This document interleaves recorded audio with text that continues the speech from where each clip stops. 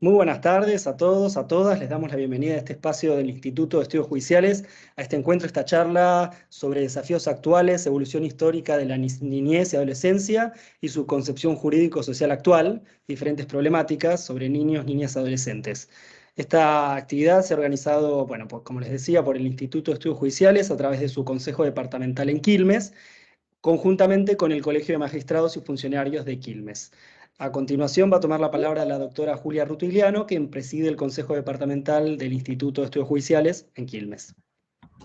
Buenas tardes a todos, y como le dijo Camilo, yo soy Julia Rutigliano, trabajo en Quilmes para el instituto y en esta actividad más que interesante me toca presentar a Andrea Mercedes Pérez, que es abogada por la Facultad de Derecho de la Universidad de Buenos Aires, donde se desempeña como profesora permanente de grado y posgrado en las áreas de derechos humanos, derecho constitucional, derecho procesal y práctica profesional. Es además subdirectora del Departamento de Práctica Profesional, del que se desprende el consultorio y patrocinio jurídico gratuito que presta la Facultad de Derecho de la UBA, ¿no? Esto es una aproximación de su actividad, de su extenso currículum, porque si no estaríamos mucho tiempo hablando, pero ya sabemos con qué disertante tan amable nos enfrentamos. Fue convocada e invitada por nuestra consejera querida, la doctora Yasmín Blanchiman, que va a llevar la coordinación y la moderación de este encuentro para que hagamos las preguntas que querramos a través del chat o de la modalidad y en la oportunidad que la doctora Blanchiman crea oportuno. Así que los dejo, les agradezco a todos la presencia y les recuerdo que esto es replicado por canal de YouTube del Instituto a partir de mañana o pasado. Muchísimas gracias y bueno, le doy la palabra a Jazmín para que ordene el momento de las preguntas y luego Andrea. Muchas gracias, Andrea. Hola, buenos días a todos. Gracias por acompañarnos, por participar. Igual, como explicaba la doctora Rutigliano, esta actividad académica luego va a estar en YouTube, en la página de la Corte, así que todos la van a poder consultar y seguramente que así será, porque es un placer escuchar a la doctora Andrea Pérez. Yo le agradezco muchísimo que se tome unos instantes de su agenda, que es súper abultada, para estar con nosotros. Doctora Pérez, si estás de acuerdo, arrancar la exposición y los que quieran ir haciendo preguntas las van volcando por el chat y vamos viéndolas al final. ¿Está bien? Perfecto. Bueno. Bueno, buenas tardes a todos, a cada uno de los que se han sumado en este encuentro. La verdad, para mí es un verdadero placer poder compartir este rato con ustedes.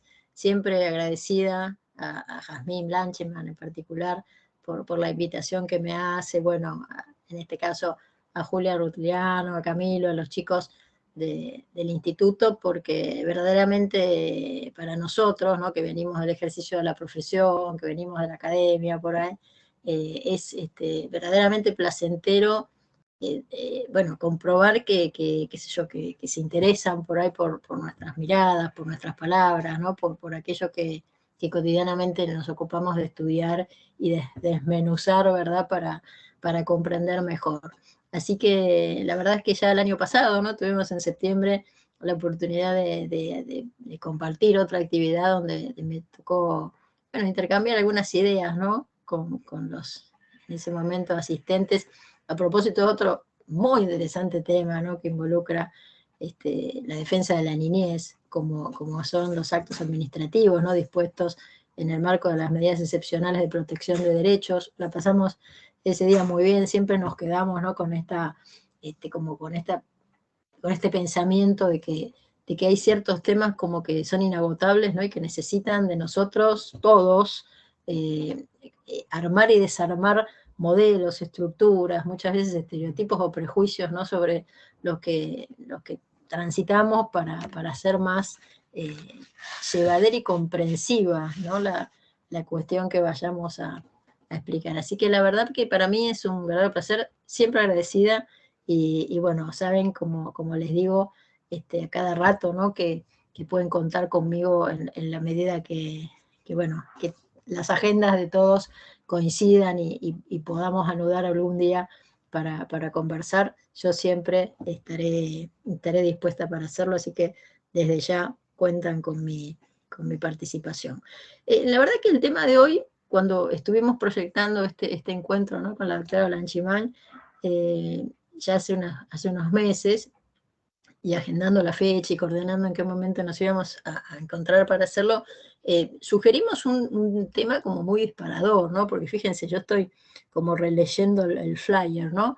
Y digo, pucha, voy a hablar de todo esto, ¿no? Fíjense que es en materia de niños, niñas y adolescentes, los desafíos actuales y sobre todo una suerte de recorrida, ¿no?, por la evolución histórica de la niñez y la adolescencia y su concepción jurídico social actual, estas diferentes, ¿no?, problemáticas que se suscitan. La verdad es que es un tema inagotable a la hora de pensar en un desarrollo que podamos concentrar en un rato, pero voy a intentar, si les parece, por lo pronto empezar por algo, ¿no?, para lograr el comienzo de este recorrido, ¿no?, que nos va a llevar por allá, a cada uno de nosotros a poder sacar algunas conclusiones.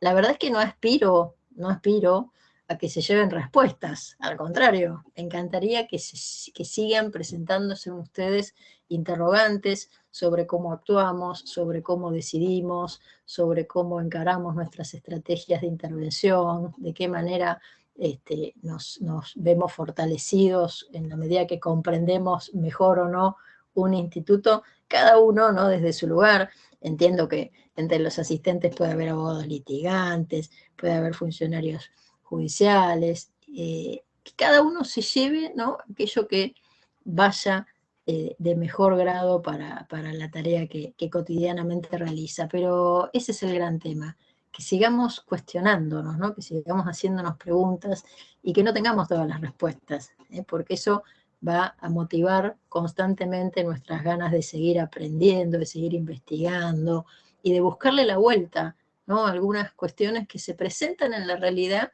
y que superan la normatividad, ¿no? Una cosa chiquitita, ¿no?, que voy a compartir ahora con ustedes, pero fíjense cómo van pasando cosas en la normalidad que empiezan a condicionar la normatividad, ¿no?, como nos enseñara Hermann Heller en algún momento, ¿no? Hace unas semanas me consultaban a propósito de una situación que se da con los honorarios de los abogados del niño en la provincia de Buenos Aires, a propósito de la apelación que está haciendo la Fiscalía de Estado, ¿no?, frente a su determinación por el juez de trámite. Y claro, no hay nada escrito sobre esto. O sea, ustedes recorren, ¿no?, la ley de honorarios, la ley de ejercicio, ¿no?, del abogado del niño, la ley de honorarios profesionales, donde busquen, no van a encontrar nada sobre la viabilidad de esta pertinencia o no de la participación de la Fiscalía de Estado en el cuestionamiento de los honorarios que se determinan. Hay un hecho que la realidad arroja, y es que la Fiscalía de Estado paga, y por lo tanto si paga también tiene derecho a debatir, a discutir, a cuestionar el pago que hace. ¿Por qué no puede ser parte la Fiscalía de Estado en la determinación de los honorarios? Les cuento que esa inquietud, ¿no?, que surgió un poco del entorno, ¿no?, de lo que es el ejercicio de la función judicial, desde que me hicieron esa pregunta, ¿no?, así como buscando algún tipo de orientación en la solución posible, les cuento que no he parado de pensar la respuesta. Y no solo de pensar la respuesta, sino que hasta empecé a escribir un borrador de un artículo para publicar a propósito de esta situación de aquellos que son parte en el recurso y no son parte en el proceso, ¿sí? Y acá este es un claro caso de un sujeto, un ente, como es la Fiscalía de Estado, que es parte en el recurso sin ser parte en el proceso. ¿Tenemos otros ejemplos de sujetos que son parte en el recurso y no son parte en el proceso? Pues sí lo tenemos, y lo tenemos acá delante de nuestra vista, nosotros los abogados. Los abogados en los procesos no somos parte, ¿sí? No somos parte, no somos sujetos de la relación procesal que se traba entre el peticionante, el peticionario, ¿no?, o el reclamado, y el tema decidendum, la cuestión a debatir. Sin embargo, a la hora de la calificación de los trabajos, a la hora de la aportación de los elementos de prueba que le permiten al juez determinar la cuantía de los honorarios, ahí nos convertimos en parte.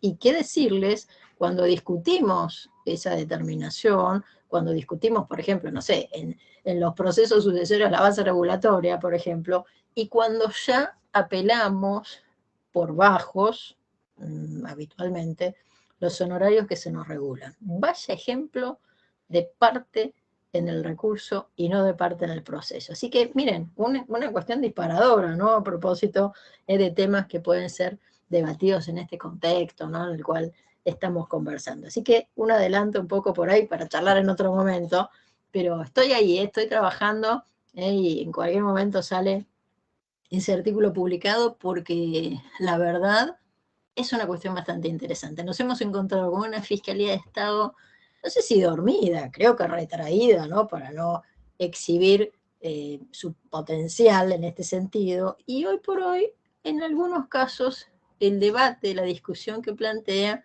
para, no diría para negarse a pagar, porque está obligada a hacerlo, pero sí para, de alguna manera, postergar, diferir, o bueno, hacer tiempo, ¿no? En general sabemos que el Estado es demorador en el pago de lo debido, ya lo sabemos. Así que eso parece ser un escollo, ¿no? Que han encontrado, y bueno, vaya a saber desde la concreta realidad cómo les va para hacerlo o para no hacerlo. Pero bueno, ahí les tiro entonces una primera punta de debate. Bueno, entonces un poco queriendo como hacer con ustedes una suerte de recorrido en el sentido, ¿no? Que vuelvo a repetir, nos propone un poco el título de la actividad, vuelvo a hablar esto de la evolución histórica. Fíjense ustedes que en el contexto, ¿no?, del derecho internacional de los derechos humanos, que inevitablemente atraviesa, ¿no?, todas las problemáticas vinculadas a la infancia, el primer documento normativo, ¿sí?, que consagró los derechos de los niños, fíjense que fue la llamada Declaración de Ginebra sobre los derechos de los niños, aprobada allá por el 26-27 de diciembre de 1924, en el ámbito de lo que entonces era la Sociedad de las Naciones, ¿no?, que después sobrevino en la Organización Nacional de las Naciones Unidas. Así que estamos hablando de un documento, fíjense en fecha, 1924, un documento en materia de derechos humanos, que es previo a lo que después íbamos a identificar como la era de los derechos humanos, o como el comienzo de la era de los derechos humanos, como solemos siempre ubicar esto, ¿no?, en 1948, claramente, que es cuando aparecen las dos declaraciones sobre derechos humanos más importantes, tal vez, respecto a las cuales nos podríamos referir, las dos declaraciones generalistas más importantes, como son la Declaración Americana de los Deberes y Derechos del Hombre y la Declaración Universal de Derechos Humanos, ¿no? La americana en el mes de mayo y la universal en el mes de diciembre de 1948, ambas. Fíjense que de hecho el 10 de diciembre de cada año en el mundo se conmemora el Día Internacional de los Derechos Humanos, pues es la fecha que tiene esta Declaración Universal. Sin embargo, observen ustedes cómo las problemáticas de la infancia aparecieron antes en torno a la preocupación que se dio en el seno de las organizaciones para darle cierto contexto, cierta normatividad. Así que primer entonces antecedente en este recorrido, Declaración de Ginebra de los Derechos del Niño. Después, por cierto, recién lo decía, el 10 de diciembre de 1948, bueno, la Asamblea General ya de la Organización de las Naciones Unidas aprueba la Declaración Universal de los Derechos Humanos, que va de suyo, de una manera implícita, por cierto, incluía la protección también de los derechos de los niños. Pero estamos ante declaraciones siempre. ¿Qué sucede con las declaraciones? Son instrumentos normativos, pero carecen de valor vinculante, ¿sí? Los estados no están obligados a cumplir con aquellos postulados, aquellas afirmaciones contenidas en las declaraciones. Fíjense que a este documento de 1924, que sigue el de 1948, después un poco el circuito, ¿no? Lo completa en 1959, y estamos hablando de 35 años de normativa primaria, ¿no? De normativa fundacional en materia de derechos de las niñeces, ¿no? Como se dice ahora, surge la Declaración de los Derechos del Niño. ¿Por qué?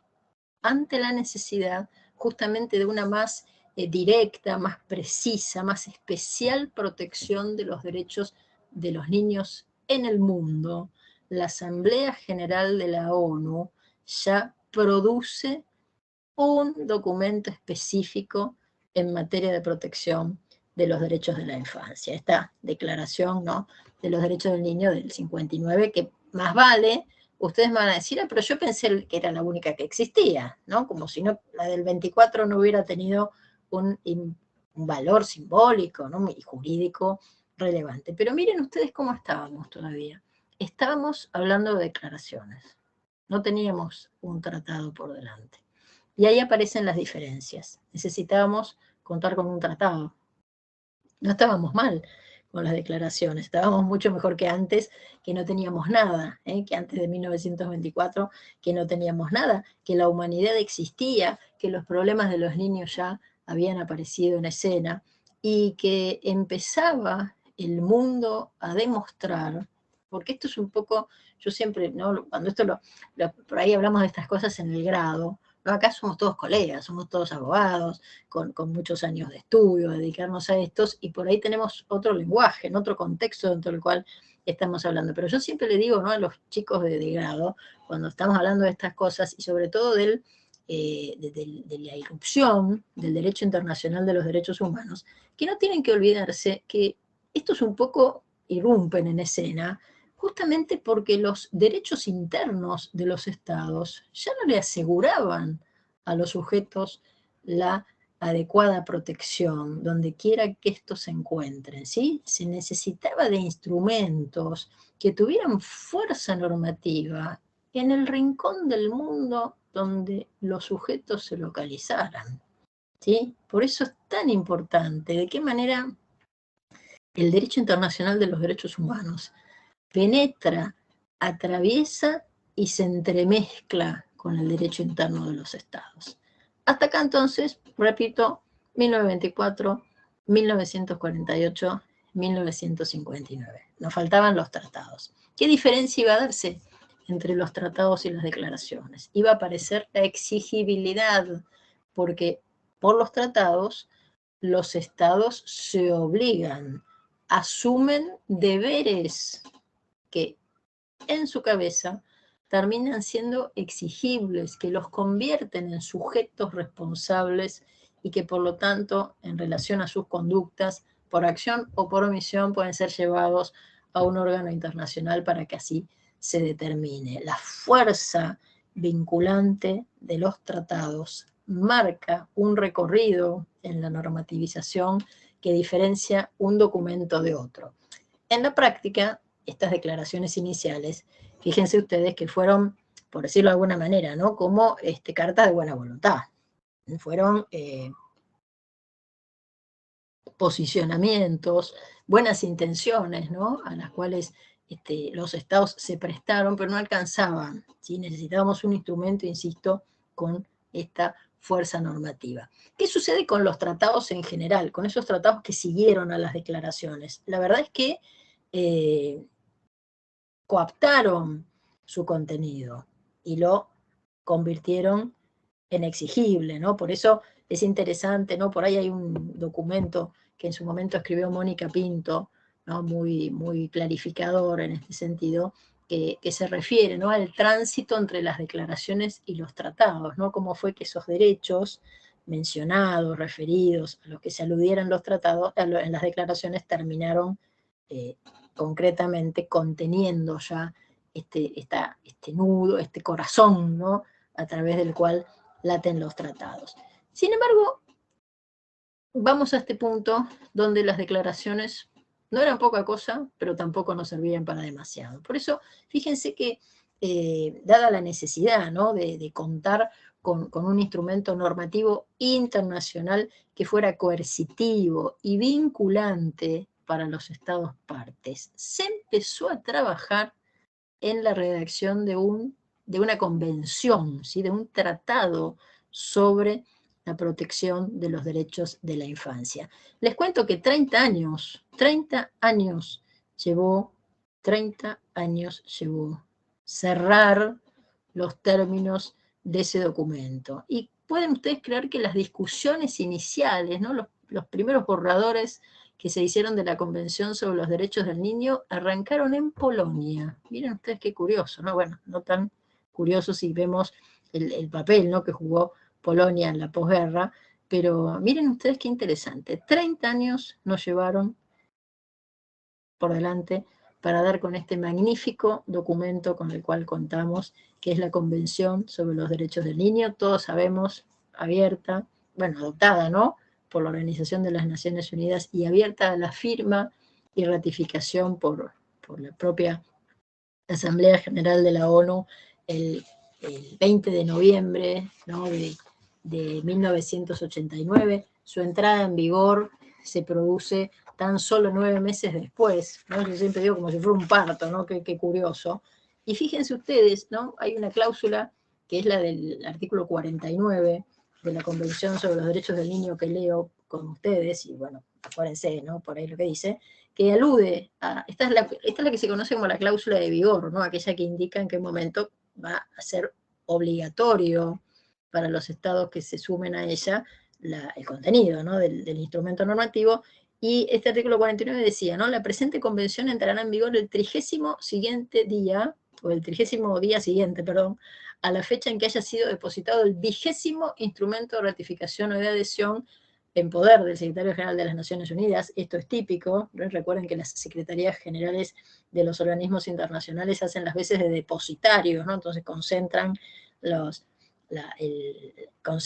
recepción de los instrumentos, ¿no?, de las comunicaciones que los estados hacen en relación a haber culminado con el circuito previsto en su derecho interno para la celebración de un tratado. Por lo tanto, yo siempre digo, si yo quiero saber, atención con esto, ¿no?, si yo quiero saber el estado de las ratificaciones de un tratado, si yo quiero saber cuáles han sido las reservas o cuáles han sido las declaraciones interpretativas que ha hecho un Estado respecto de un tratado, no me tengo que quedar con el documento que compré en la librería de la facultad o a la vuelta de mi casa con la compilación de los tratados. ¿Por qué? Porque el que compila lo que quiere, ¿o no?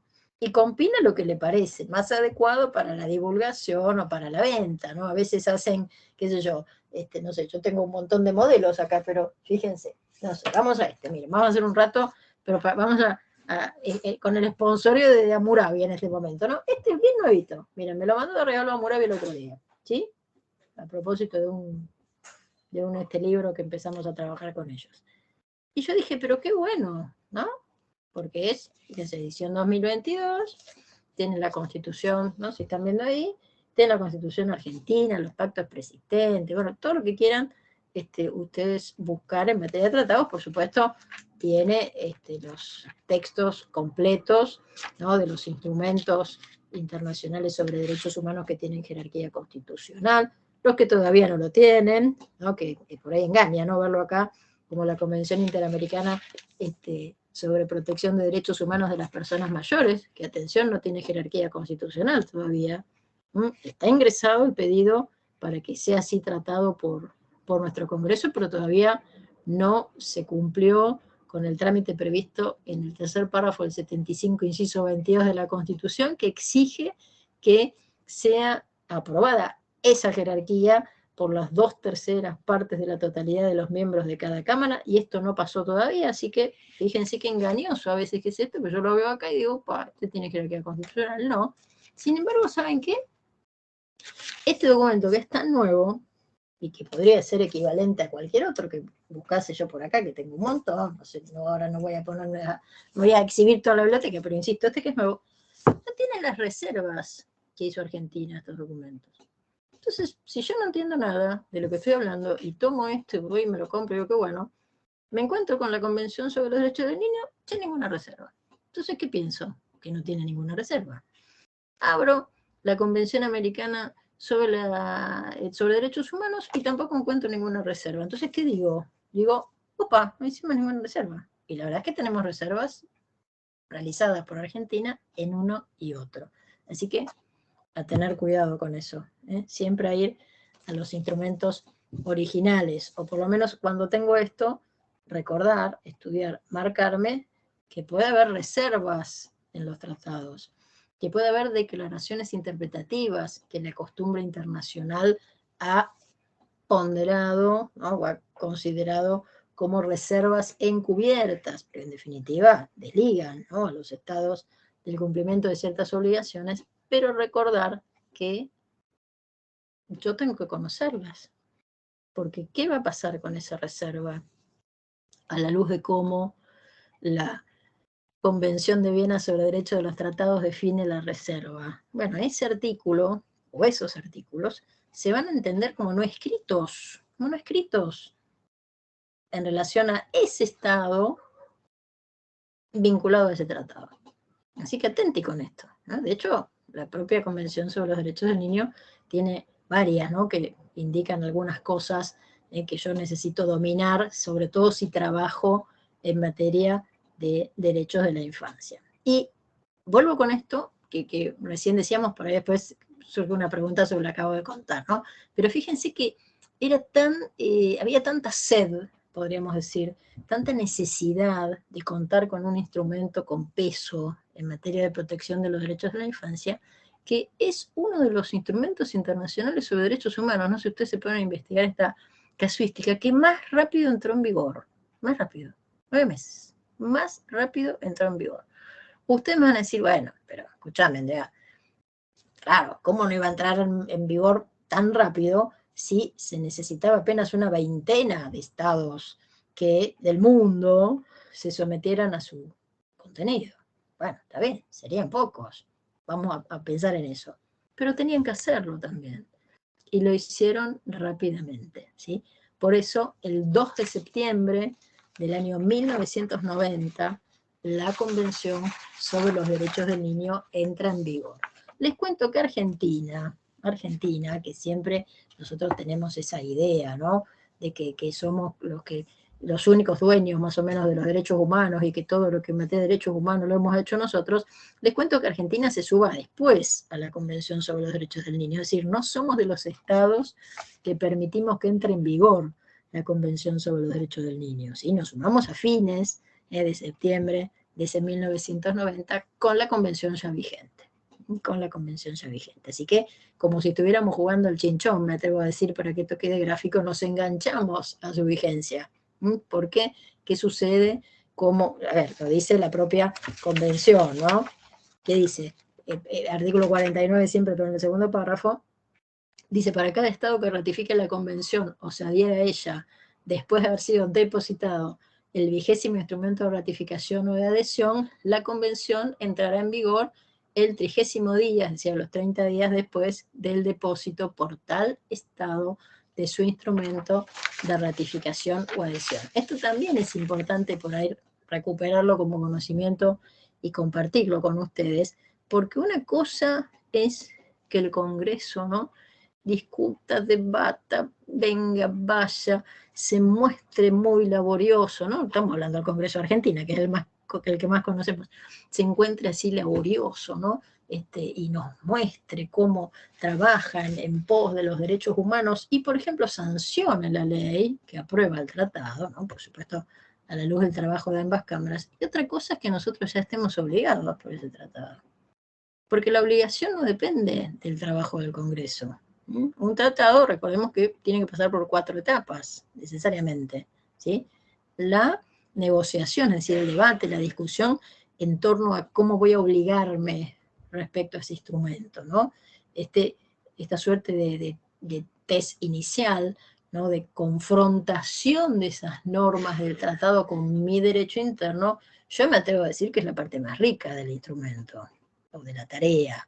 ¿Por qué? Porque es donde los estados dicen, hasta acá puedo cumplir, hasta acá no puedo cumplir. Esto lo puedo hacer, esto no lo puedo hacer.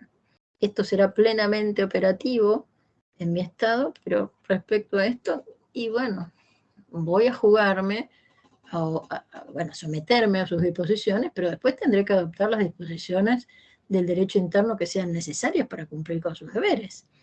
Todo este momento previo tan rico se da en la etapa de la negociación, ¿sí? Después de la etapa de la negociación, recordemos que viene la firma del tratado. La firma del tratado a cargo del Ejecutivo o a cargo de quien tenga plenos poderes, persona esta que esté autorizada por el sistema normativo para ocupar ese rol en representación del Estado. Piensen que hay una representación natural, por supuesto, que tiene el jefe de Estado de un Estado determinado, su jefe de gobierno, por cierto, el ministro, ¿no?, de Relaciones Exteriores o canciller de cada Estado, pero a veces puede haber una persona que, contando con plenos poderes, como dice la propia Convención de Viena sobre el Derecho de los Tratados, puede ocupar este rol en la negociación. No es habitual, siempre se echa mano, ¿verdad?, a lo que es la tarea del servicio exterior de la nación, con la cabeza, con quien se encuentra a su cabeza, que es el canciller. Pero yo recuerdo un caso que el otro día conversábamos en Derecho UBA, ¿no?, con los alumnos de Constitucional, que fue, miren ustedes ¿qué caso fue este? El de la Convención Universal sobre la desaparición forzada de personas, ¿no? Ustedes saben que nosotros ahí, en el debate, en la discusión y en la firma de ese tratado, ¿no?, que somos parte, quien estuvo invocando plenos poderes, ¿no?, plenos poderes otorgados por su esposo, ¿no?, en el seno de las discusiones, de los encuentros que se hicieron para la adopción del texto definitivo de ese instrumento, fue Cristina Fernández de Kirchner, siendo senadora por la provincia de Santa Cruz, con plenos poderes otorgados por su esposo, el entonces presidente. Entonces, fíjense que ahí un poco desaparece, ¿no?, la figura de los que naturalmente entendemos que tienen plenos poderes para alguien que lo está haciendo por delegación. Después de ese momento, recordemos que sí viene la discusión en el ámbito del Congreso, ¿correcto?, para que apruebe el texto del tratado. Recordemos que en el diseño argentino, el Congreso no está habilitado para hacer ningún tipo de modificación en el texto del tratado. Ya viene firmado. Lo único que hace, casi les diría que es como una escribanía, podríamos decir. ¿Por qué? Porque aprueba o no aprueba. Y uno dice, pero si a veces están horas y horas los debates, ¿no?, que uno ve en cada cámara, y que es para aprobar o para no aprobar, así el libro cerrado prácticamente, sí, es para aprobar o no aprobar prácticamente el libro cerrado, porque todo lo que son las contingencias en materia de tratados se resuelven en la etapa de la negociación. Ya cuando viene firmado, viene el texto adoptado. Y hasta ahí no tengo nada. Supongamos que alcance a tener la ley del Congreso. Les cuento que hasta ese momento lo que pasa es que el tratado es de los que se llaman incompletos o inconclusos. Porque ¿saben qué me falta? Me falta el depósito del instrumento internacional de ratificación. Por eso habla, bueno, la Convención sobre Derechos del Niño y todos los instrumentos internacionales hablan del acto de ratificación, ¿no?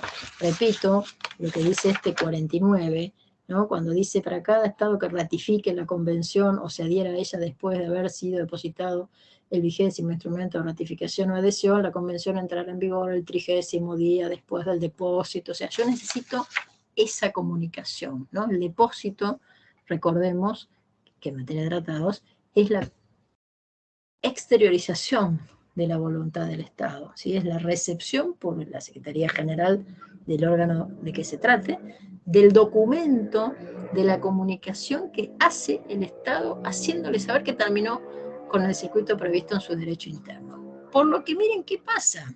Esto es fundamental para saber, ¿no? Hasta que el tratado no tiene vigencia en el derecho internacional, no puede ser invocado en el derecho interno, porque no estamos ante derecho positivo vigente.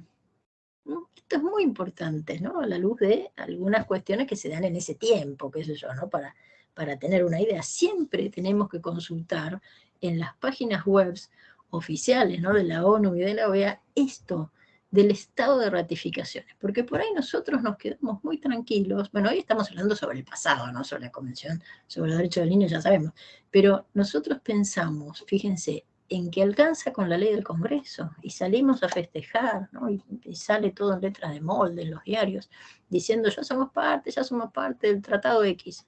Les cuento que somos parte nada, porque un tratado, como ha dicho tantas veces en sus sentencias, ¿no? La Corte Suprema de Justicia de la Nación, nuestra Corte Federal, un tratado es un acto complejo de naturaleza federal. Y esa complejidad del tratado es directamente proporcional a ¿qué cosa? A que se cumpla con la tarea que tiene cada uno de los poderes del Estado en el circuito de celebración. Y esa complejidad, vuelvo a decir, no por lo difícil, que también lo es, sino porque yo requiero del ejercicio de competencias de ambos poderes políticos del Estado, por lo menos políticos, ¿no? En orden a que su integración proviene del mandato popular. Políticos son todos los poderes del Estado, ¿no? También el Poder Judicial desde su exhibición ideológica en las sentencias, pero no proviene del mandato, de los mandatos, no, sus integrantes no provienen de los mandatos populares electivos en Argentina. Piensen ustedes que el propio texto constitucional de Argentina, en el artículo 27, alude a esa complejidad, cuando dice: el gobierno federal está obligado a afianzar sus relaciones de paz y de comercio mediante la celebración de tratados con las potencias extranjeras, ¿no? Que estén de conformidad con los principios de derecho público que establece la presente Constitución, dice algo así el 27. Por lo tanto, cuando dice el gobierno federal está obligado, hay que ver en la segunda parte de la Constitución, cuando se diseña en quién recaen esas obligaciones, pues, ¿qué hace cada uno? Así que ahí tenemos eso que hace cada uno. Bueno, cuestión que Argentina se somete a la Convención sobre los Derechos del Niño en el mes de septiembre del año 1990. Por lo tanto, a partir de esta convención, que recuerden, entra en vigor el 2 de septiembre del año 90, ¿qué observamos? Observamos que es en el siglo XX, estamos en el XXI, es en el siglo XX cuando se produce el reconocimiento de las niñas, niños y adolescentes como personas, como sujetos activos de los mismos derechos humanos de los que somos titulares todos, aunque por cierto con las particularidades de su vida, bueno, de su entorno, ¿no? De sus necesidades, de sus angustias, de sus alegrías y de su superior interés. Yo no puedo creer muchas veces como en pleno siglo XXI, muchas veces escuchamos dudas, escuchamos posiciones negacionistas en torno a los niños, en términos generales, ¿no? Niñas y adolescentes como personas. Porque esa calidad, ese don, ese atributo, esa prerrogativa, la tienen desde el siglo XX. Les cuento que no se las dio el Código Civil y Comercial unificado en el año 2015. Viene de más atrás, viene de los tratados. A mí poco me importa el Código Civil y Comercial de la Nación en este sentido, porque el estatus lo tengo desde antes y por un instrumento normativo de mayor valor.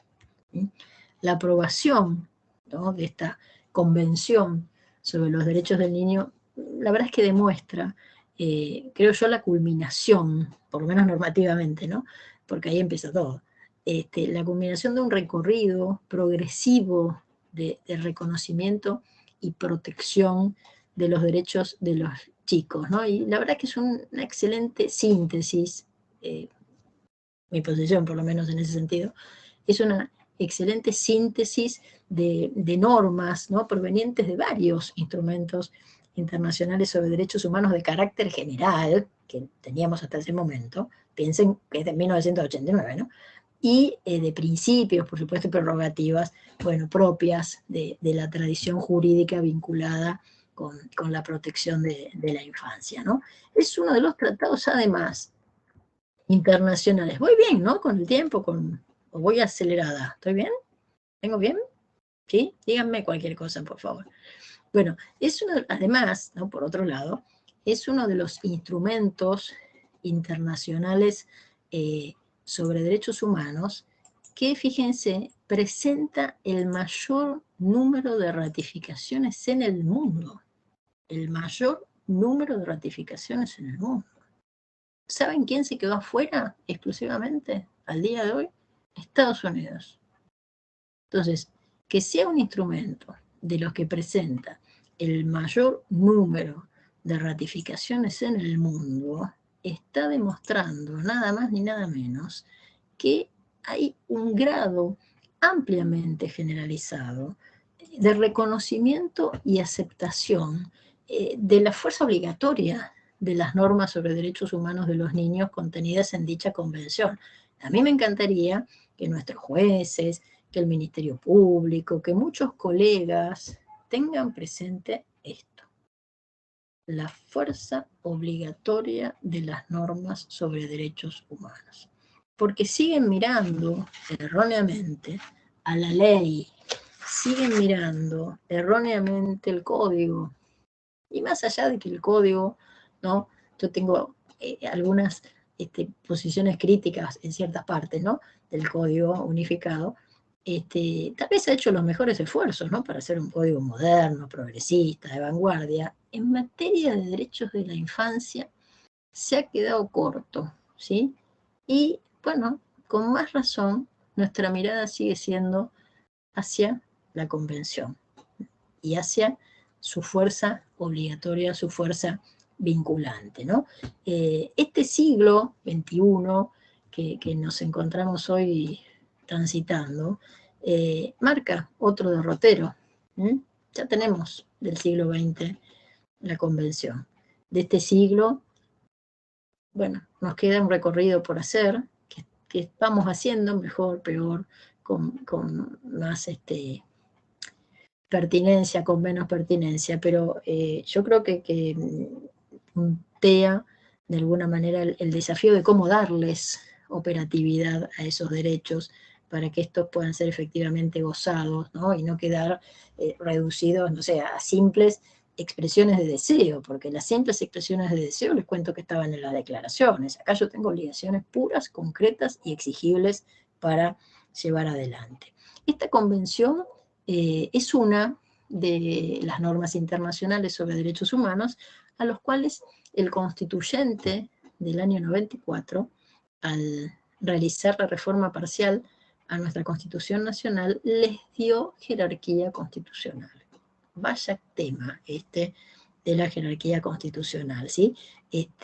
Recordemos que la nueva redacción, ¿verdad?, que nos muestra el artículo 75, inciso 22 de la Constitución, donde aparece, ¿no? Este artículo 75, recordemos que es el que nos muestra, el que regula las llamadas atribuciones del Congreso. Bueno, y ahí en el inciso 22 justamente vemos el rol del Congreso en torno a el ingreso y egreso, eventualmente si no quisiéramos ir, de los tratados al derecho interno. Bueno, en este artículo 75, en el inciso 22, que tiene 3 párrafos, un inciso 22 bastante extenso, en el primer párrafo, ¿qué dice el constituyente? Dice que los tratados, ¿no? Vamos a leerlo para compartir todos lo que dice, ¿no?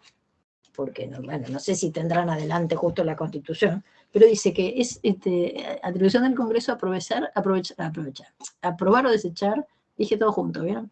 Aprobar o desechar tratados concluidos con las demás naciones y con las organizaciones internacionales y los concordatos con la Santa Sede. Algunas cosas para decir ahí. Errores, tal vez, que trajo nuestro convencional constituyente, porque fíjense ustedes que ahí dice aprobar o desechar tratados concluidos con las demás naciones. Error de redacción, error de uso del lenguaje técnico en una constitución. Ahí tendría que decir estados. El sujeto de derecho internacional, el sujeto obligado es el Estado, no la nación. La nación, ustedes saben que en ese sentido muestra una conceptualización más desde la dimensión sociológica, pero el obligado, el sujeto responsable internacionalmente es el Estado, no es la nación. Debiera haber dicho estados ahí. De todos modos, quiero, bueno, ser un poco generosa acá en mi análisis, porque tampoco pensemos en todo lo malo que está redactado, pensemos nomás que el artículo 27, que hace un rato les contaba, cuando habla de la obligación del gobierno federal de celebrar tratados, decía 1853 potencias extranjeras. Y ahí los quiero ver. Potencias extranjeras. Primero, las de 1853 o las de hoy. Segundo, potencias extranjeras en términos de aquellas con las cuales pudimos celebrar tratados o quisiéramos celebrar tratados. Es una expresión que en sí misma entraña discriminación, porque el que no es una potencia se queda fuera y uno podría pensar legítimamente, ¿no? Si hace una interpretación literal, por lo pronto, de lo que dice la Constitución. ¿Qué? Yo no puedo celebrar entonces como Estado tratados con otros estados que no sean potencias extranjeras. Y si no, fíjense que el tiempo fue como modificando el lenguaje, pero también avanzando en términos de discriminación, porque hoy ¿qué decimos? Decimos países desarrollados, subdesarrollados, en vías de desarrollo, o decimos, vamos por los números, ¿no? Grupo de los 8, grupo de los 25, grupo de los 77. El Estado que está fuera de cada una de esas categorías es un Estado discriminado, y es un Estado del mundo también, que a la hora de obligarse a un tratado, les cuento que se obligan todos en idénticos términos, a la luz del análisis o la evaluación de su responsabilidad. Así que la verdad este 75 inciso 22, les confieso que tendría que haber dicho ahí con otros estados, no con otras naciones. Bueno, ¿qué dice en definitiva este primer párrafo? Dice que los tratados y concordatos tienen jerarquía superior a las leyes. Tienen jerarquía superior a las leyes. Por lo tanto, ¿quién está en la cúspide del ordenamiento jurídico hoy? La propia Constitución del Estado con, ahora vamos a ver por qué dice el segundo párrafo, ciertos instrumentos internacionales sobre derechos humanos, ocupando el nivel 1, ¿no? El nivel primario de validez, como diría Kelsen. Por debajo está el resto de los tratados. Y en tercer lugar hablo de nivel jerárquico, ¿no? En tercer lugar están las leyes.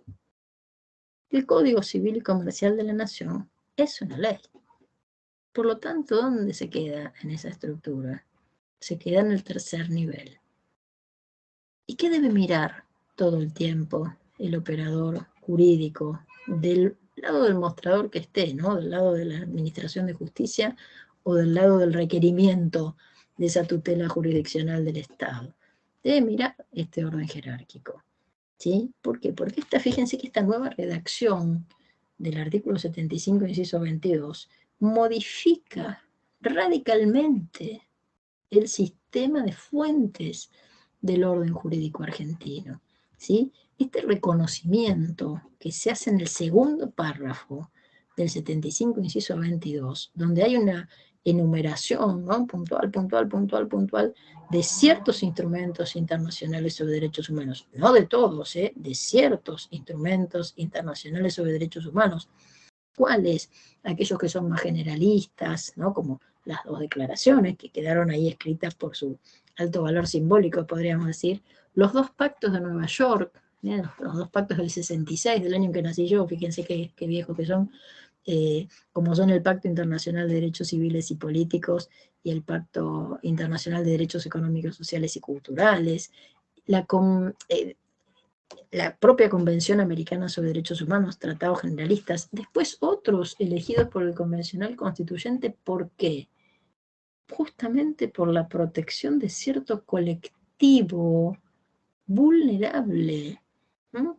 Una vulnerabilidad calificada como la de aquellas personas que tienen especiales dificultades para acceder a la justicia en procura de la determinación o la reclamación de sus derechos. Por eso ahí el Convencional Constituyente, muy inteligente, eligió quedarse y darles estatus de jerarquía constitucional a la Convención contra todas las formas de eliminación de la discriminación racial, a la Convención sobre la eliminación de todas las formas de discriminación contra la mujer y a la Convención sobre los derechos del niño.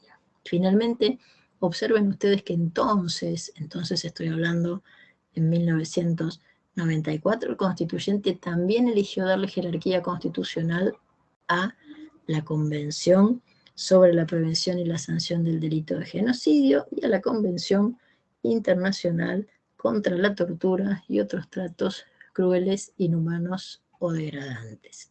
Esta jerarquía constitucional, que se le da este reconocimiento de la jerarquía constitucional de manera directa, ¿verdad?, a 10 instrumentos internacionales sobre derechos humanos. Algunos autores hablan de 11, ¿no? Y ustedes se preguntarán, ¿pero qué es un tema de que son todos abogados y no sabemos contar, que nos cuestan? No, porque como hay un pacto internacional que es el de derechos civiles y políticos, al cual también jerarquizamos con uno de sus protocolos facultativos, les cuento que ahí sumaron el 11, ¿no?, como considerándolo otro instrumento. Yo no me enrolo en esa lectura porque el instrumento es el documento patrón, digamos. En todo caso, el protocolo es una suerte de apéndice, ¿no?, del instrumento principal. Así que el que está jerarquizado es ese más el otro que se subsume en relación a su normativa. Les cuento que hay protocolos de los tratados que nosotros no tenemos jerarquizados. Entonces siempre hay que estar a la luz de cómo ha sido ese proceso de jerarquización. De ahí viene la cuenta, no sé si son 10 o son 11. Pero además otra cosa hace el constituyente del 94. Prevé en el tercer párrafo de este 75, inciso 22, lo que muchos han denominado con acierto una cláusula previsora. ¿Qué es esto de la cláusula previsora? La posibilidad, ahora ya en manos del Congreso, no de una convención constituyente, la posibilidad en manos del Congreso de darle jerarquía, o sea, otorgar igual estatus en el futuro a otros tratados y convenciones sobre la misma materia, es decir, sobre derechos humanos, que cumplan con el procedimiento agravado también, previsto en este último párrafo, el 75, inciso 22, que exige que primero ese instrumento ingrese al derecho interno y después que sea vuelto a elegir, ¿sí? Una suerte de, fíjense, siempre pensamos, ¿no?, y nos dijeron y estudiamos, qué sé yo, que en la reforma del 94 se había consagrado la reelección presidencial, ¿o no? Yo siempre digo que 2 reelecciones se consagraron. La presidencial por lo menos es la más visible, ¿no?, y la más, con más popularidad, podríamos decir. Pero ¿saben que también el constituyente consagró la reelección de los tratados sobre derechos humanos? Porque ¿qué dice el 75, inciso 22? Fíjense, dice, leo textual, dice, los demás tratados y convenciones sobre derechos humanos. ¿Cuáles son los demás? Los demás que no fueron jerarquizados. Los demás que por ahí no existían todavía en ese momento. Los demás respecto a los cuales el Estado argentino todavía no era parte. Entonces dice, los demás tratados y convenciones sobre derechos humanos, luego de ser aprobados por el Congreso, es decir, tienen primero que ingresar al derecho interno, no me dice ratificar, atente con esto, me dice ingresar, no ratificar, o sea que es un asunto nuestro, no de la comunidad internacional. Luego de ser aprobados por el Congreso, requerirán del voto de las 2/3 partes de la totalidad de los miembros de cada Cámara para gozar de jerarquía constitucional. Es decir, el Congreso también puede hoy ampliar este llamado bloque de constitucionalidad federal, sancionando 2 leyes. Una primera, con un quórum tradicional, el que se utiliza para la aprobación de cualquier proyecto de ley, salvo que tenga previsto por la Constitución una mayoría especial, como es el de más de la mitad de los legisladores presentes en cada Cámara. Ahí yo voy a tener una ley de ingreso del tratado, ¿correcto? Al tiempo, la semana siguiente, es medio difícil, el año siguiente, el mes siguiente, el gobierno siguiente, el siglo siguiente, necesita otra ley, ese instrumento, con otro quórum, aprobada, las 2/3 partes de la totalidad de los miembros de cada Cámara. ¿Para qué? Para gozar de jerarquía constitucional. Esto pasó ya, les cuento que pasó con 3 instrumentos internacionales sobre derechos humanos.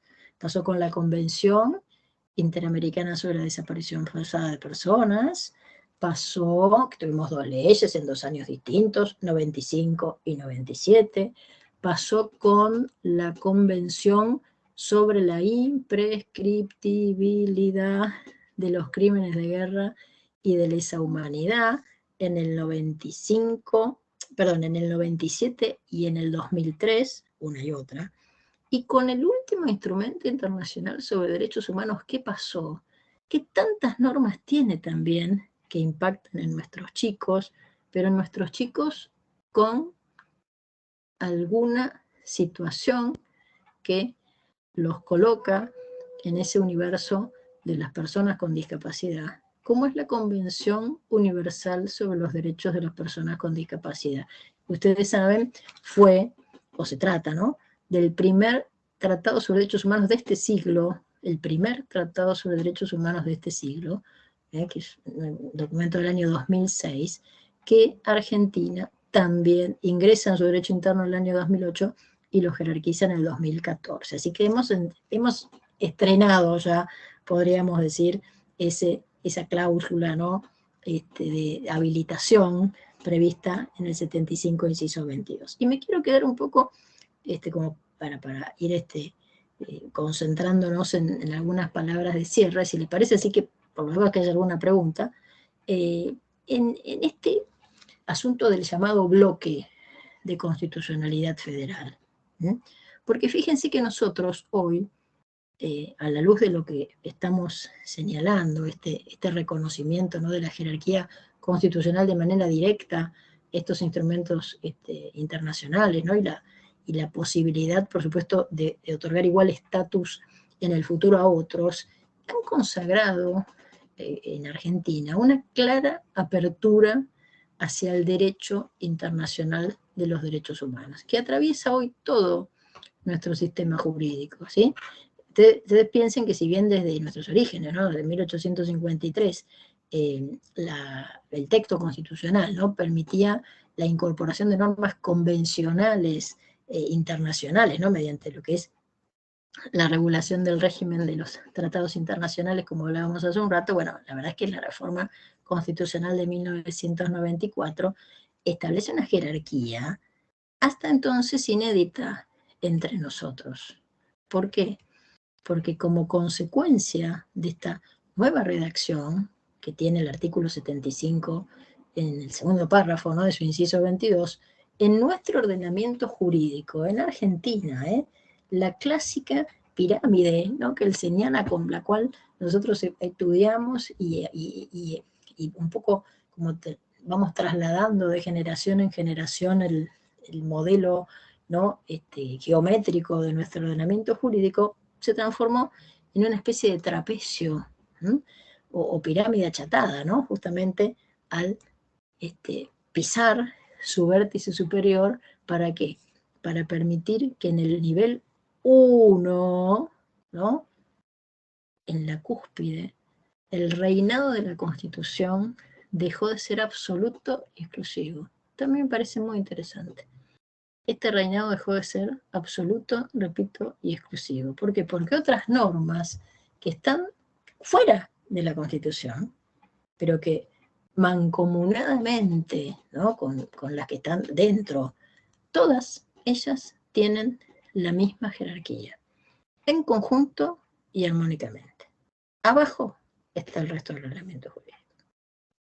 Este nivel 1, yo siempre digo, ¿no?, este nivel 1 o nivel primario de validez, porque se acuerdan que Kelsen, ¿no?, Hans Kelsen, que tanto nos costó estudiar en la facultad, entre paréntesis, tan complejo, ¿no?, para los primeros tiempos de nuestra carrera, él aludía, no nos hablaba a nosotros, no le hablaba al mundo más, ¿vale?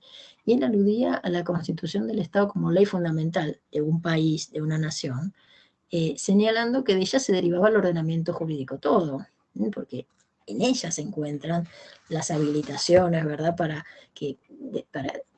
señalar de qué modo tenían que obrar los poderes del Estado, ¿no?, en ejercicio de sus competencias, que todo aquello.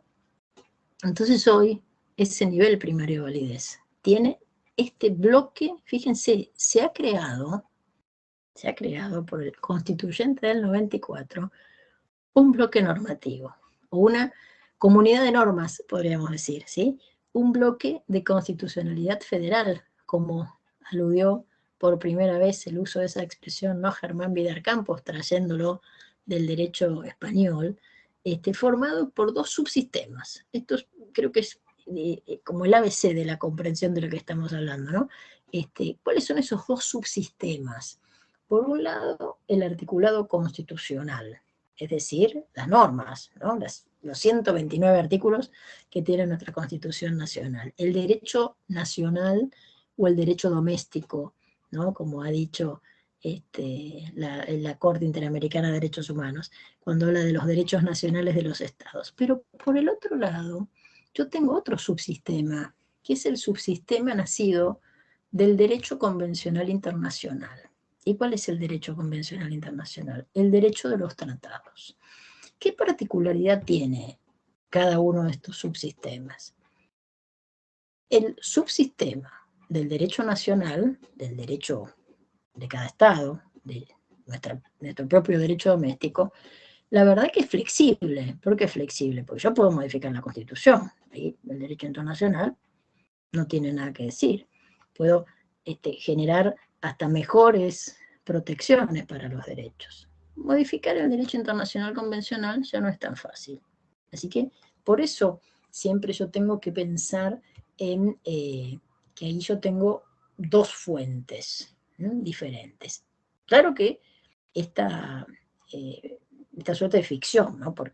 Podríamos decir de creación de un bloque constitucional, de ningún modo, esto siempre lo vamos a aclarar, de ningún modo significa haber sacrificado, ¿no?, la noción de supremacía constitucional, porque pensemos que estos instrumentos han alcanzado esta máxima jerarquía normativa por una habilitación directa de la propia Constitución, ¿sí? Es la Constitución la que habilita el ejercicio del poder constituyente, es el poder constituyente el ejercido en los términos del artículo 30, el que permite generar estos diseños, ¿sí? Fueron las propias normas constitucionales las que invitaron a ciertas normas convencionales internacionales a compartir la cúpula del orden jurídico local. Vaya invitación, por cierto, ¿no? Pero recordemos que la Constitución del Estado continúa siendo siempre la norma fundante, y en esta particularidad radica, ¿no?, como siempre decimos, bueno, su supremacía, ¿no?, su mayor valor. Esto permitió, por otro lado, que muchos derechos, ¿no?, que antes, por ahí nosotros definíamos, ¿no?, como implícitos, bueno, eran implícitos en el texto de la Constitución, ahora son explícitos dentro del bloque, y otros, de hecho, fíjense que se han perfeccionado, se han aumentado, han ampliado, ¿no?, dándonos a cada uno de nosotros para nuestro uso un increíble, la verdad, increíble, no podría decirse de otra manera, catálogo de prerrogativas de las cuales somos titulares todos. Por supuesto, también los chicos.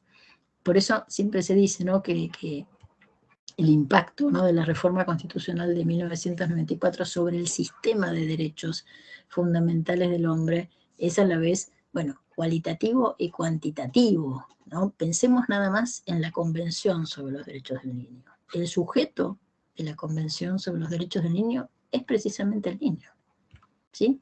El objeto de la Convención sobre los Derechos del Niño ha sido reforzar la protección de los niños como sujetos plenos de derechos. Porque estos, ¿qué tienen? Tienen todos los derechos propios de todos los seres humanos, pero además son beneficiarios de cierta protección especial en su calidad de grupo más vulnerable, ¿sí? Piensen que la Convención alude al niño y en su acepción más amplia, comprendiéndolo justamente en sus diversas etapas del desarrollo y hasta los 18 años. Un instrumento verdaderamente maravilloso que ha sido interpretado tan gratamente por nuestros órganos, solo nacionales sino internacionales, ¿no? Yo siempre recomiendo que tengamos a mano, que trabajemos, que conozcamos, que dominemos. Vieron que hay algunas cuestiones del derecho que hay que dominar. Esta opinión consultiva 17 del año 2002, que ha producido la Corte Interamericana de Derechos Humanos en el mes de febrero, si mal no recuerdo, de ese año, que se llama, o que se ha titulado, ¿no?, Condición Jurídica y Derechos Humanos del Niño, ¿sí? Porque es un instrumento, ¿no?, que de alguna manera se ha calificado, ¿no?, como la legislación indirecta que tenemos en materia de derechos de los niños, que ha señalado esta postura, ¿no?, de la llamada protección integral, es decir, considerar a las niñas, niños y adolescentes como titulares de derechos, algo que recoge, ¿no?, en Argentina después, años bastante más tarde, la normativa nacional de la Ley Nacional 26.061, ¿no?, entre paréntesis, en el año 2005, fíjense, ¿cuántos años después? Del 89 al 2005, nos demoramos ahí un poco. Y de hecho, con un señalamiento dentro de la opinión consultiva, que dicen algo así como que los estados se comprometen a abandonar la concepción del niño como incapaz, logrando el respeto de todos sus derechos, así como el reconocimiento de una protección integral. Les cuento que la protección integral de los niños no nació con la 26.061, no nos equivoquemos, ¿eh? No ha sido una creación, una suerte de voluntarismo, ¿no?, de nuestro Congreso calificarlos como tales. Esa doctrina de la protección integral nace en la Convención. Y lo que hace el Congreso, bueno, es una suerte de traslado de ese estatus para completar, integrar, para cumplir, ¿verdad?, con la manda convencional que surge del texto de este instrumento. Por eso fíjense que ya desde la Convención sobre los Derechos del Niño, por eso a mí no me interesa tanto el derecho interno en este caso, porque tengo todo ahí arriba, ¿para qué usar el sótano si tengo la terraza maravillosamente plena de derechos? Por eso fíjense que pasamos, ¿no?, de la consideración de los niños, ¿no?, de las niñas, de los adolescentes, como objetos de protección, basándose en que no tienen, no saben o no son capaces, y en consecuencia, bueno, no serán sus derechos los que deben ser protegidos, sino ellos mismos, error, a la consideración de las niñas, de los niños o adolescentes como titulares de derechos. Y la Convención, ¿qué es lo que hace?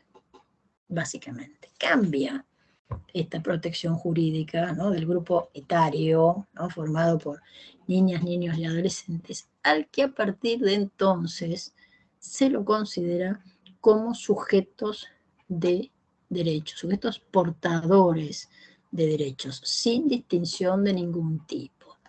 Todos los derechos para todos los niños. Todos los derechos para todos los niños. Bueno, hasta aquí hemos hecho como una barrida, ¿no?, muy amplia sobre algunas cuestiones para conversar, y bueno, estoy sujeta, me dirás, Jazmín, que necesitas o que crees que podemos comentar, o no sé si hay alguna pregunta, algún aporte, algo que quieran hacer. Sabemos que este tema da para una vida, ¿no? Y podríamos estar los mismos 30 años que le tomó al mundo redactar la Convención casi, pero un poco como idea, y en el marco de este disparador, ¿no?, de las problemáticas actuales, yo creo que el gran desafío que tenemos todos los operadores del sistema jurídico, del lugar del mostrador donde nos encontremos, litigando, en funciones judiciales, en la academia, en la formación de nuestros futuros abogados, radica en posicionarlos en este diseño, ¿no?, en que sepan, ¿no?, como ha parafraseado tan interesante y gráficamente el maestro de todos, ¿no?, Germán Vidal Campos, que ya hoy la ley ya no es más el techo del ordenamiento jurídico, ¿sí?, que en la cabeza, que en la cúspide, que un poco abriendo, ¿no?, todo el juego de roles, es el derecho internacional de los derechos humanos el que todo lo ordena. Y fíjense hasta qué punto esto termina receptado en nuestro derecho interno a la luz de cómo quedó redactado el Código Civil y Comercial de la Nación, ¿no? en el artículo 1, el Código Civil y Comercial de la Nación señala, ¿no?, que los asuntos que se planteen en el contexto del propio código, primero, bueno, va a resolverse conforme a las leyes aplicables. Pero dice después, miren, lo voy a leer porque me parece interesante, esperen que busco el código, porque no me lo acuerdo a la memoria. Ya lo traigo, esperen que lo tengo acá atrás. Miren el 1, ¿no? Yo siempre me quedo con esto, porque cuando nosotros un poco estudiamos este artículo 1, y sobre todo vemos qué es lo que dicen los autores, muchos creen haber descubierto como la pólvora, ¿no?, la fórmula de la Coca-Cola, porque dicen, uy, se constitucionalizó el derecho privado, ¿no? Porque mirá lo que dice el artículo 1, dicen, ¿no? Dice, los casos que este código rigen deben ser resueltos según las leyes que resulten aplicables, conforme con la Constitución Nacional y los tratados de derechos humanos en los que la República sea parte. Miren, más allá de que es pésima la redacción del artículo 1, y así arranca el código, imagínense con qué me encuentro después. Dice república. ¿Cómo la república sea parte? Ni siquiera es una noción jurídica la de república. Así que ahí tendría que haber dicho Estado, obviamente. Pero ahí no nace la constitucionalización / convencionalización del derecho privado. ¿Saben cuándo nació? En el 94. 11 años antes, cuando nosotros reformamos la Constitución. Ahí comenzó todo. Claro, nuestro legislador se tomó su tiempo para esto explicarlo, recogerlo, receptarlo en el derecho interno. Entonces, díganme ustedes, ¿dónde queda la ley acá? La ley queda abajo. La ley queda abajo. Insisto, la ley ya no es más el techo del ordenamiento jurídico. Bien, muchas gracias. Muchas gracias. La verdad que nos has dado un breve pantallazo porque es como el disparador que podemos salir hablando mucho y muchas horas más, pero la verdad que es un placer escucharte. Mira, hasta estuve tomando nota también, algunas cositas. Muy bien, muy bien. Yo por el chat los invité a los participantes, aquellos que querían hacer alguna consulta, que la escriban, y la voy leyendo y la vamos haciendo. Yo que a medida que te iba escuchando, lo que pensaba es que, por lo menos lo de nuestra generación, porque se me ocurre que, no sé, el auditorio es la gente más joven, pero esto se ve en la gente más joven también, que nosotros hemos podido vivenciar este cambio de paradigma, no solamente desde lo jurídico, de cuando fuimos estudiantes de la facultad, sino también en el plano social y hasta en el plano personal. Seguro. El paradigma en cuanto a la concepción de la niñez, que algo medio parecido, no es el tema de hoy, pero que pasa también con las cuestiones de género. Cosas que por ahí estaban como asumidas e incorporadas en la niñez y que hoy los chicos, gracias a Dios, son diferentes. Seguro.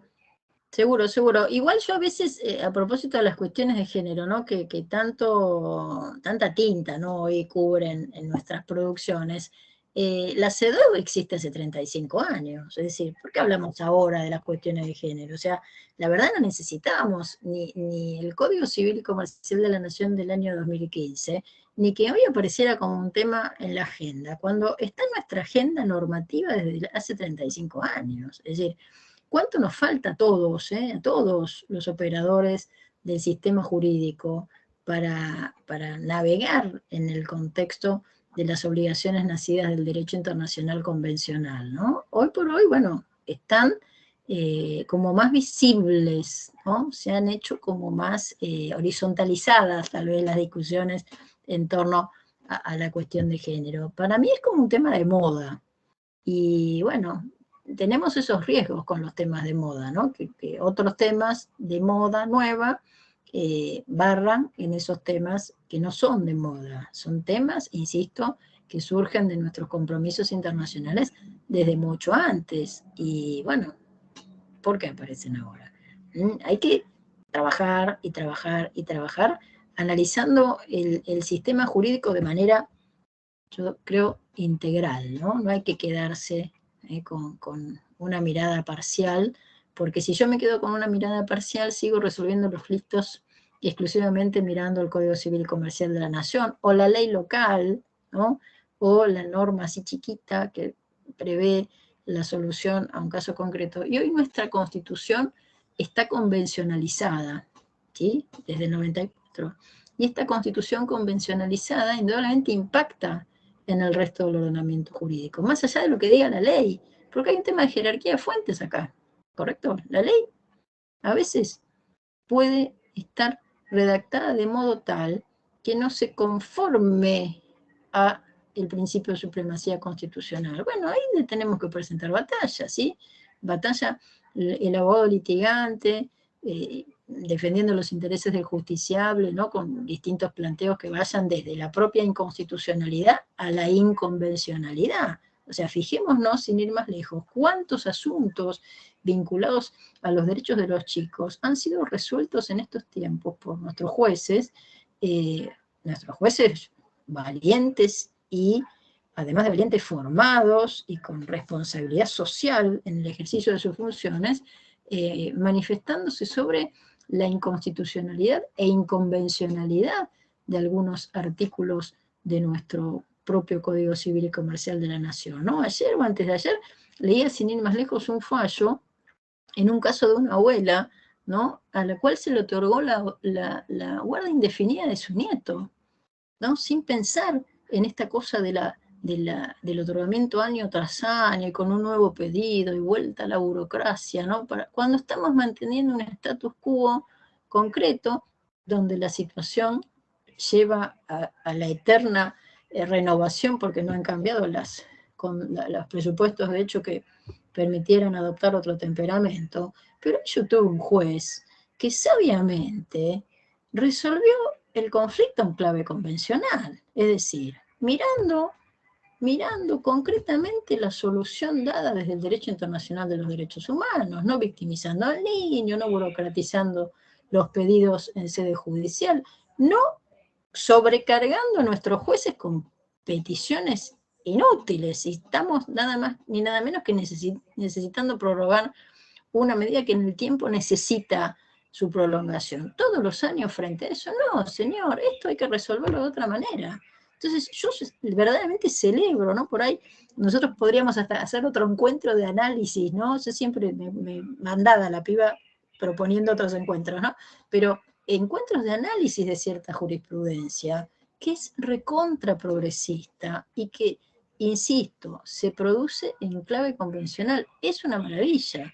Y todos estos años de vigencia del año 2015 nos han mostrado jueces muy, muy capaces, jueces, insisto, con muchísima responsabilidad. Bueno, vos, Jazmín, te encontrás entre ellos, indudablemente, que han resuelto temas justamente con la matriz del control de convencionalidad que tanto se hace necesario y que tanto purificaría nuestro sistema jurídico, ¿no? A la luz de las obligaciones comprometidas en ese sentido. Así que, bueno, la verdad es que cuánto hay para conversar sobre ello, ¿no? Muchísimo. Acá, bueno, los comentarios son, obviamente, de felicitaciones, de que han sido muy clara tu exposición, y que es un placer escucharte, y se siguen sumando todos. Todos familiares míos son. No, mira, no tienen el mismo apellido, así que hay varias acá. Hay varias. Un montón, sí. Buenísimo, buenísimo. Y está muy piola eso que dice Sonia, por ejemplo, que estoy leyendo, ¿no? Que tomó notas para investigar. Bueno, esa es la idea, ¿no? Que estos encuentros sean disparadores, ¿no? Que nos dejen a todos pensando y con esta necesidad de mantener encendida la llama de nuestra curiosidad, ¿no? Los abogados más curiosos, los jueces más curiosos son los mejores, son aquellos que no cesan en su tarea de ser cada día mejores, y eso después se refleja, ¿no? En la tarea que se realiza. Así que yo soy feliz cuando se logran estas cosas. Bueno, ¿qué más dicen por acá? Bueno, y excelente, y son los comentarios. Buenísimo. Bueno, me alegro entonces. Sí, es un placer como siempre. La verdad que es un gusto. Muchas gracias, Jazmín. Muchas gracias. Aprendo mucho. Bueno, me alegro. Muchas gracias, Jazmín, a vos en lo personal, ¿sabes? Y por cierto también, bueno, al Instituto de Estudios Judiciales, ¿no? Que para nosotros los abogados que venimos de la profesión, de la academia, bueno, es un verdadero honor que nos abran sus puertas para que podamos divulgar nuestras ideas, porque yo digo, esto no es una capacitación, esto es una conversación que por una cuestión de orden, bueno, alguno tiene que dar primero, pero un poco la idea es mover el avispero, ¿no? Sacudir nuestras modorras para trabajar en estos temas con la mayor responsabilidad posible, porque ustedes saben qué nos pasa del otro lado, tenemos chicos, no tenemos adultos, tenemos chicos con sueños, con expectativas, ya con desencantos muchos, y bueno, debemos dar lo mejor de nosotros, así que bienvenido sea eso entonces. Bueno, muchísimas gracias, Andrea. Entonces, bueno, damos hoy por culminado este encuentro. Le agradezco también a Camilo Fasano y se me fue el otro, que son los técnicos del Instituto de Estudios Judiciales, que siempre con tanta paciencia están ahí y nos van resolviendo los problemas. Así que gracias también a todos por participar y esperemos encontrarnos pronto en otro espacio académico del Instituto de Estudios Judiciales de la Corte, de toda la provincia, pero bueno, desde nuestro pequeño espacio que es Quilmes. Seguro, que no es poco, que no es poco. Bueno, muchas gracias. Hasta luego, buenas tardes. Chao, chao.